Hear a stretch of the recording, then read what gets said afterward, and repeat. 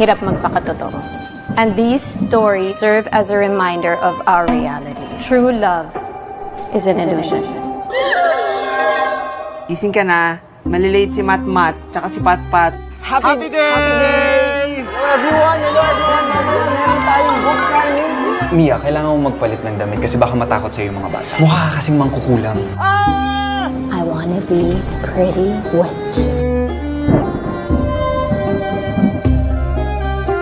Hey, book lovies! Andito tayo ngayon sa book launch ng favorite girl natin. Mia Hernandez. Kamusta ka na? Yung drawing. Pinapaganda mo na naman ang drawing ng libro ni Mia. O, sino ng paborito mo? Ako o si Mia? Manong?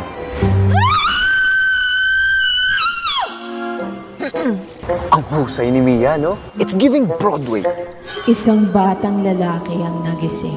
Dinalaw kasi siya ni Batibat, ang espiritu ng mga bangungot na nagbabalik ng mga alaala niyang kinalimutang pilit. It's you, right? Hindi mo ko kilala. Do you believe in destiny? Mukhang yung universe na talaga may gusto magkita kayo. Hey, you're here. Paano kung sabihin ko sa'yo na ikaw ang dahilan kung bakit ako nandito? Bakit? Dahil sa mga mata mo. Pareha siya dun sa taong nakilala ko noon. Miss Mia, may gusto po kayo? Yes. Siya. He's going to be mine. Pabalik na ulit siya.